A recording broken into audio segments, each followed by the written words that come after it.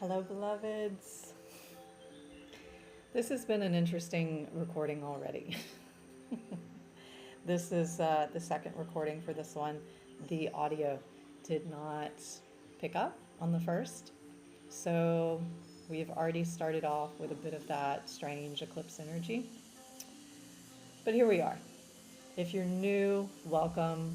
My name is Mira. I'll be your guide today. And for those of you returning, thank you so much for always being here, showing up, and supporting. We're going to dive straight in.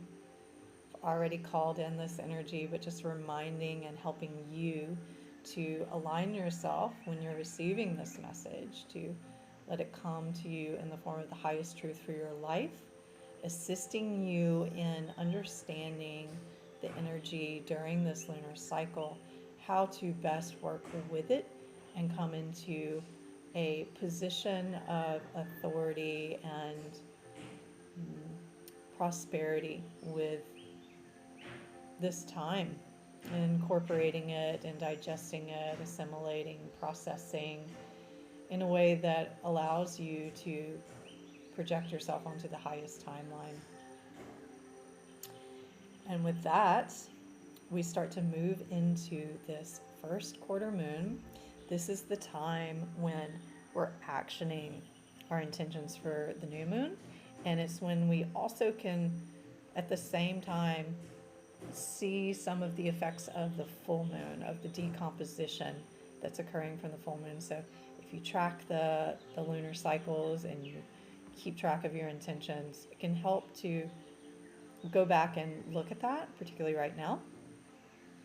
And the way that I do the first and the last quarter moon readings is that there are 3 streams of intelligence for you to choose from. And since I already did this reading and I have the cards laid out here, I'm not going to show you. I'm just going to show you the totem for each stream. So for stream 1, I have this snake ring. For stream 2, I have this blessed mala. For stream 3, I have the chikana.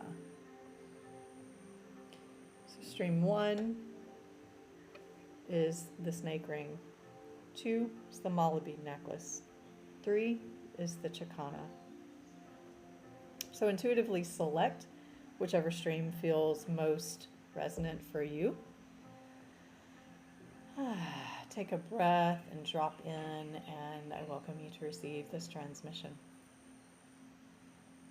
Stream 1. It's time for you to rest. It's time for you to heal. It's time for you to replenishment. Deep replenishment is the card. It's time for you to replenish. For you, this energy right now is all about balancing your head and your heart, and recognizing that in order to do that you have to create the space to really rest and to design your life in a way that there is more of that space for you to occupy and rest. I feel it's likely whatever intention that you have set probably involved with having more downtime, having more enjoyment, being able to do the things that feel more nourishing to you, because you probably are feeling really worn out or depleted. And maybe you don't even recognize it. Maybe this is the call. I have the sense, though, that maybe between the new moon and now that there have been some things that have very loudly attracted your attention to areas that are saying, hey, you need to take a break, you need to reset, you need to take care of yourself a little bit better. And the challenge here is balancing your mind and your heart. It's both the opportunity and the opposition. That what you probably are experiencing is like this kind of jutting back and forth between what you know is true and what your heart desires, which is deep relaxation and rest and reset and healing. And then your head, the challenges, the memories that are provoking fear and telling you if you stop, then something bad will happen, essentially. That is also your arc of growth. That is actually how you get to that destination, is by recognizing where there is incoherence between your head and your heart, and finding the balance between these two worlds. Your practical step in that direction is prayer. It is focusing your energy enough to ask for help, particularly when you're burnt out and you're low and you're, discombobulated and under malnourished. It can be harder to focus. So you need to understand that there are other resources beyond this physical plane that are there for you, form of angels, teachers, guides, saints, masters, however you relate to that intangible experience of the divine and the spirit realm of the high light, or of the true light. They won't just step in and start doing things unless you invite them. There has to be an invitation because of free will. So this is your time right now, especially feeling under-resourced. Start asking more. Ask for more and let yourself receive. You need to incorporate daily meditation and prayer so that you can ask for the help and you can hear it when it arrives, that you can hear the instruction. And I feel like, yeah, that's that push and pull of rest and recharge versus continue to do and create. So stream number 1, this energy for you this week, and it seems like it's a bit of an initiation into the eclipse for you, is to step back more, to rest more, to ask yourself, and to know, what is it that your body actually needs? What is it that your emotional body needs? What is it that you need mentally? And what is it that you need spiritually? If you create enough space to ask these questions and to take an internal inventory, an honest internal inventory, it's going to put you on the right path, and using the mind energy in that way. So instead of in the daily routines that you have been doing, and not to say get rid of your daily routines, but there's probably a place where some of that anxious excess energy is running that's not actually productive and not helpful. So just turn that part of the ego towards helping assess and understand what the deficiencies are, and then dropping into prayer to receive the guidance for what you need, because it's likely that you just don't know what it is that you're needing, and you may need alternative points of view from your higher self to negotiate this part of the journey. So stream number 1 with the snake ring, praying for your healing and your guidance and your surrender to this part of the path. Stream number 2 with the mala necklace. You are putting up boundaries. Your design is to put up more boundaries. This card is just so provocative, especially as an empath. You just feel everybody wanting something, or you feel so many different things on so many different levels. This time is about establishing better boundaries for yourself. And I get the sense too that there's a need to understand your motivations for your boundaries, and where some maybe are a little too rigid and where some are leaky. Taking time to feel into where your energy is reciprocated, for one thing, and where it's not. That's a good way to analyze and to assess, particularly with people, is asking where in the relationship is there not a reciprocal exchange, and then you can speak to it. You can speak to it really directly. The doe comes in as your obstacle and your opportunity, and the doe is gentle, it's quiet, it's observant. So this is about gently stepping back enough to assess and to follow your intuition from the place of the witness. This is your action card. So following from the witness, I'm just going to reference this one more time. I spoke a little bit about this yesterday in a transmission that came through about neutrality and watching our judging mind. It says acknowledging your preconceptions, ideas, and feelings about the situation you're in, but resisting the urge to change any of it. Do not fall back into your controlling patterns. Instead, take a few breaths and connect with the joy of not having to perform. Hold space for the world to keep spinning on its own. This is also about cultivating the inner stillness so that you can assess situations from a higher perspective. Being present with someone else's difficulties with stillness allows you to truly hear them and give better advice.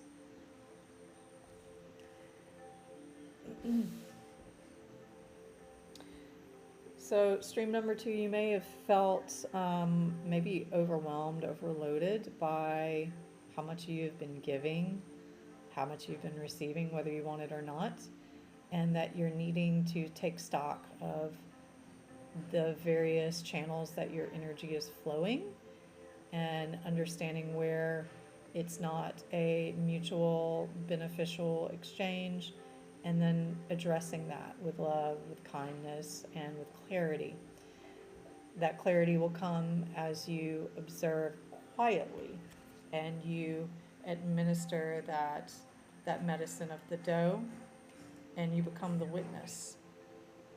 And you're quiet enough where you're aware of your own preconceptions and patterns and judgments, and able to see things from that higher perspective of the soul. That this is actually a period of new beginnings for you. Your new beginning for the intention you set for the new moon is coming through cultivating more self-awareness and skill in maintaining your autonomy and your connection with your heart. This has to do with being receptive too. Like maybe you've shut down and pushed away a little bit some of the opportunities to rise into the new timeline. So it's urging you to also, again, look with more emphasis at places that you have denied or you have avoided, analyzing your role in an exchange with someone or something. It doesn't always have to be a person. Sometimes it can just be facets of our life, relationships that we have with different areas of life. So stream number 2, time to become the witness and to offer protection not only to yourself, but to be conscious of how do you protect others from yourself, from your own shadow behavior. Number 3, the Chicana. You are here to take the leap. You are here to take the leap. It is time for you to step out or into something, to leave something behind. You also got the wolf as your card of opportunity and opposition, which is about the support of a pack, the support of sight at night, the intuition that comes at night, because wolves are nocturnal. And this card has the full moon in it. So I think you should look back at what was coming up for you around the full moon.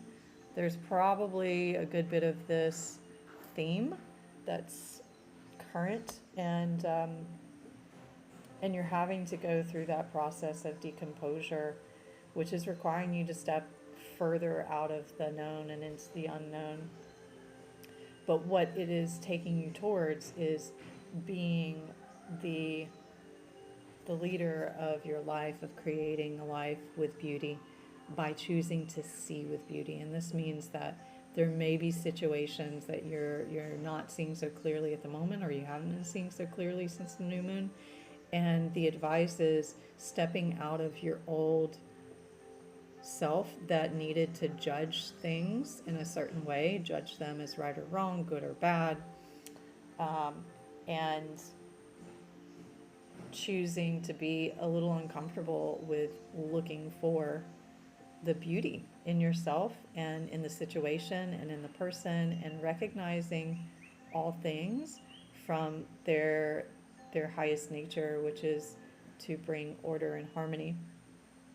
If you didn't check out the transmission I dropped yesterday, that probably holds some coding in for you around this. So stream number 3, whatever you're transitioning through, it's probably a good idea to look at the support you have around you, acknowledge if they're a good match for you. Maybe it's time that you're actually moving towards a different group of people, or a different support system, or you're moving out of it. And I'm pretty sure you know what the leap of faith is, whatever it is, whatever needs to be left behind or moved towards, that this is calling you to really articulate that process, to articulate your communication in it, and to do so from such love and generosity, and seeing only the beautiful design behind these processes in life that are particularly hard to see. So it's inviting you to dive deeper into your heart. What is interesting about all 3 of these readings is that stream number 1, everything was upside down. So I feel like you have a little less control over this situation. This is actually more about you just stepping back and receiving it and surrendering and observing. Stream number 2, just your last card was in reverse as the witness. And then stream number 3, your top 2 cards were in reverse, but your bottom card was right side up. So it feels like you're already in this process of taking the leap, that it's already happening, whether you like it or not, and you're stabilizing this practice of real unconditional love. So if you haven't already and you're still here, I always appreciate the likes and sharing about your experience in the comments. I love to hear about how this reading resonates for you and what's showing up, and just allowing your voice to be heard here, and to have whatever it is affirmed in this space. So thank you again, and until we meet again, stay pure and keep it simple. Pura vida.